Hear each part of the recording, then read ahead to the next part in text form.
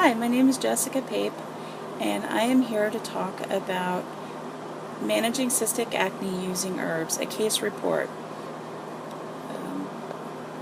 I met with a client, a 28-year-old Caucasian man, whom I know from a friend of mine. His girlfriend is my tattoo artist, and he's a tree trimmer and works on the eastern shore of Maryland. He approached me initially because he had some cystic acne on his neck, behind the ears, behind the chest, and on the face that he was unable to resolve through conventional treatment. He was prescribed antibiotics by a doctor but saw no improvement. He had experimented with using tea tree oil, the essential oil, topically on the affected areas, and what he noticed is that while the cysts themselves would recede, they never completely went away. So he looked to me to help him in seeing if they could be completely resolved. Over the course of 3 sessions, we started in the beginning of April, or started at the end of April, and we ended just recently, mid-June. The client reported incredible improvement over his skin. Reductions in the frequency of acne breakouts and the resolution and significant reduction of the cysts themselves. I saw the client about a week, last week actually, for a festival that he was attending with his girlfriend, who was there to do tattoos, and the results were amazing. I wish I'd have thought to take pictures, because he really showed incredible improvement. His confidence level was much higher. He walked around without a shirt on, and which is pretty big considering that he had a very large cyst on his chest. I didn't actually see the cyst, but his girlfriend told me that it was really amazing what a difference we made together in our partnership. So the first session, he didn't complete the paperwork on time. He had a month to do it, and he didn't. So he showed up on site and had to do it all. So we only met for an hour, but I had already known what his reasons for coming in were. So we started with the tincture, and the tincture was Oregon grapefruit, yellow dock root, milk thistle, licorice, and poke root. And I had him taking 4 mils of that twice a day. About a week after starting to take the tincture, he already noticed an improvement, and in fact sent me a private message on Facebook, just excited. He was starting to see improvement, reduction in the size and the swelling of those areas that were affected by the cysts. We met again in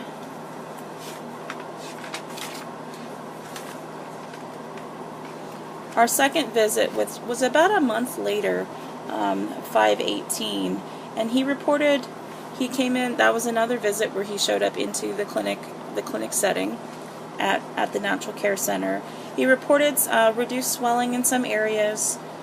He hadn't been taking the dosages quite as often as he needed to, but he was taking them. Like, I think he was taking only 1 dose and maybe not the full 2 doses. But what he did notice is that there was a decrease in frequency overall. We also got into a little bit more of some of the other symptomology, like what was going on with his digestion and how his bowels were functioning, and how much water he was drinking, things like that. And he reported having some gas, and I think that was where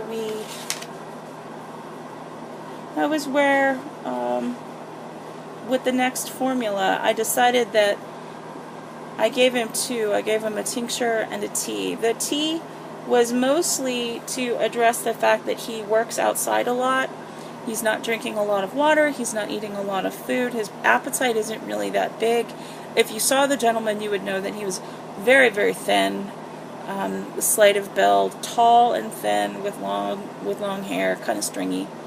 And so the tea was prescribed, and that included hibiscus, lemon balm, dandelion leaf, holy basil, nettles, calendula, orange peel, and stevia.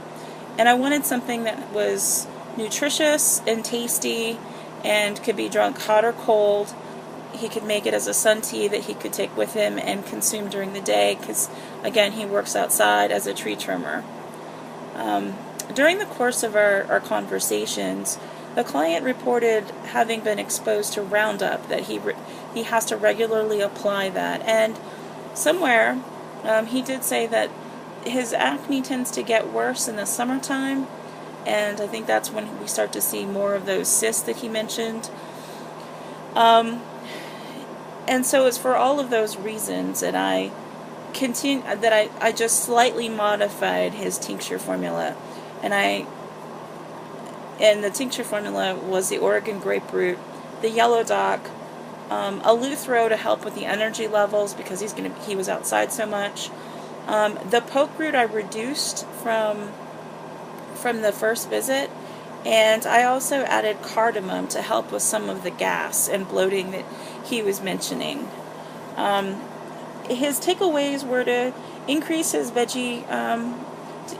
vegetables in his diet so that he would have a little bit more fiber. We also talked about probiotics, either consuming a probiotic such as kefir, kimchi, yogurt, things like that, or just simply taking a capsule because as much as I hate to admit it, sometimes if you're not going to eat the yogurt, maybe you'll take the capsule instead. So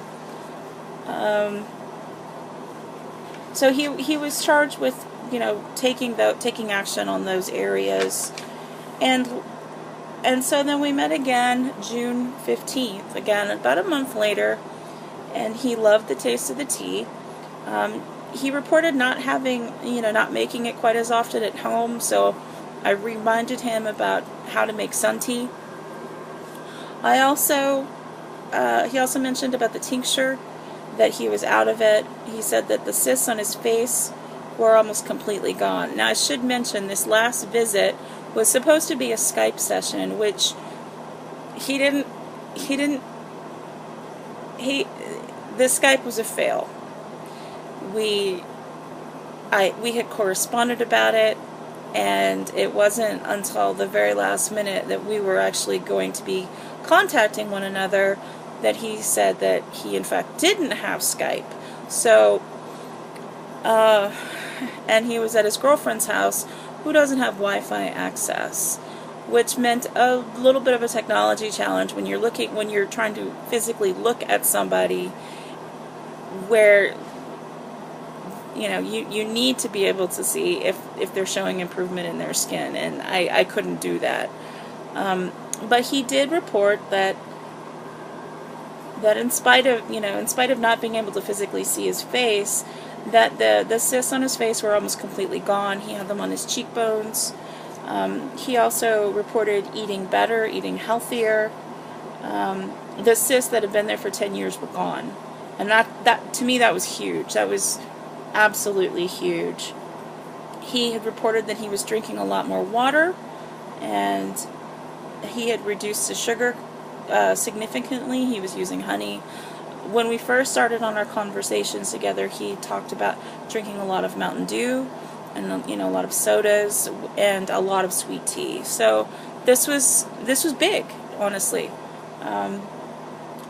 He said that his acne had reduced significantly, and it just overall looked better.